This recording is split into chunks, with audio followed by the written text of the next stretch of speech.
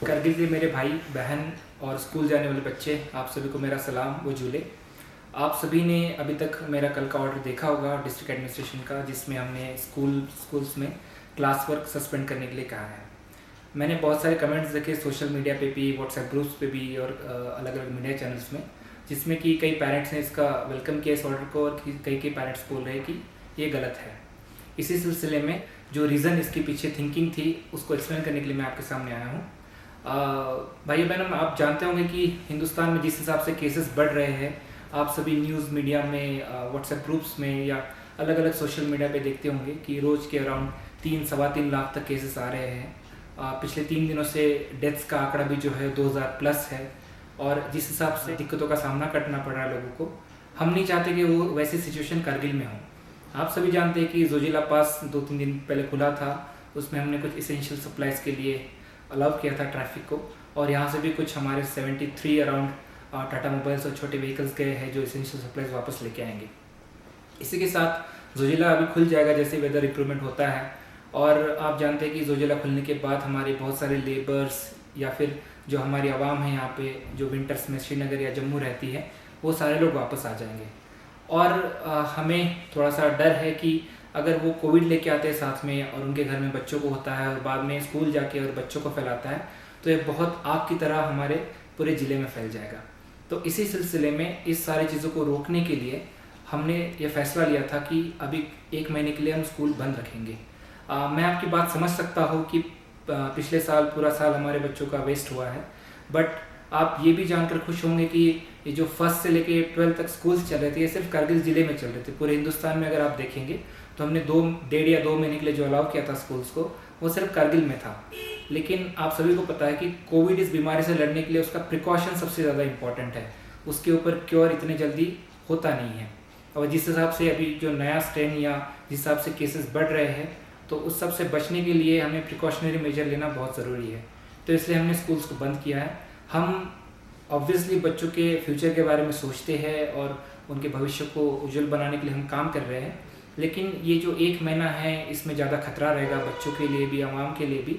इसलिए हमें ये फैसला लेना पड़ा कि स्कूल 1 महीने के लिए क्लास वर्क जो है वो सस्पेंड किया जाए। इस दौरान जो ऑनलाइन क्लासेस है या बाकी मेथड है लर्निंग के, वो चलते रहेंगे, और बीच में हम फिर से एक बार रिव्यू करेंगे जिस हिसाब से कंडीशन इंप्रूव होती है कि स्कूल शुरू करने हैं या नहीं करने। अगर हमें लगता है कि सिचुएशन इंप्रूव हो रही है तो हम स्कूल को फिर से क्लास में रिज्यूम भी कर सकते हैं, या फिर फार फ्लंग एरियाज़ में जहाँ पे बिल्कुल कोई लेबर नहीं जा रहा है या बाहर से कोई लोग नहीं आ रहे, वहाँ पे भी हम स्कूल्स को स्टार्ट करने की परमिशन दे सकते हैं। लेकिन अभी के लिए एज अ प्रिकॉशनरी मेजर हमें ये फैसला लेना पड़ा। तो इसमें मैं चाहता हूँ कि आप सब हमारा साथ दें। इसके साथ ही जिस हिसाब से कोविड की सिचुएशन पूरे हिंदुस्तान में चल रही है, मैं आप सबसे अपील करना चाहूँगा कि जो कोविड अप्रोप्रिएट बिहेवियर है, जैसे मास्क पहनना, सामाजिक दूरी बनाए रखना और बिना वजह बाहर आने जाना कम करना, वो सारी चीज़ें आप फॉलो करें।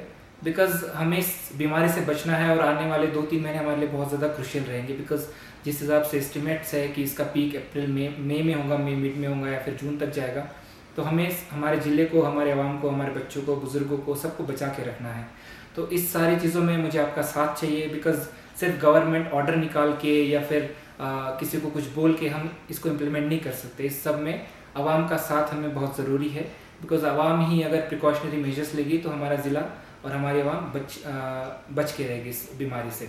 साथ ही मैं आपसे और एक अपील करना चाहूँगा, हमारे सरपंच, हमारा नंबरदार जो है या हमारे गाँव के बुज़ुर्ग इंसान जो है, कि आपके यहाँ पे जो बाहर से व्यक्ति आता है तो हमें इंस्टेंटली हमारे जो कंट्रोल रूम है, यहाँ पे डीसी कंट्रोल रूम है, उसको इन्फॉर्म करें।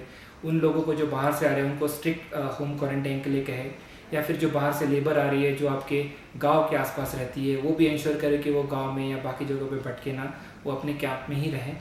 इस तरह से हम अगर प्रिकॉशनरी मेजर लेते हैं अगले आने वाले 1-2 महीने में, तो हम सारी चीज़ों को बचा के रख पाएंगे। और अगर हमारा ज़िला बचता है तो साथ ही स्कूलों का भविष्य भी अच्छा होगा, बच्चे भी अच्छे से बाद में पढ़ पाएंगे और हमारे ऊपर स्ट्रेस भी नहीं रहेगा। इसके साथ ही मैं जो मेडिकल हमारा अरेंजमेंट है उसके लिए भी आपको आश्वस्त करना चाहूँगा कि हमारे पास सफिशिएंट स्टॉक है, जो मेडिसिन्स है, पीपी किट्स है या बाकी चीज़ें हैं। साथ ही हमारा दूसरा ऑक्सीजन प्लांट जो भी 2-4 दिन में फंक्शन हो जाएगा। तो हमारी तैयारी पूरी है, बट तैयारी के साथ साथ इसमें प्रिकॉशन बहुत ज़रूरी है। तो मुझे आप सबका साथ चाहिए हमारे ज़िले को बचा के रखने के लिए, हमारे बच्चों को, बुज़ुर्गों को बचा के रखने के लिए। बहुत बहुत शुक्रिया।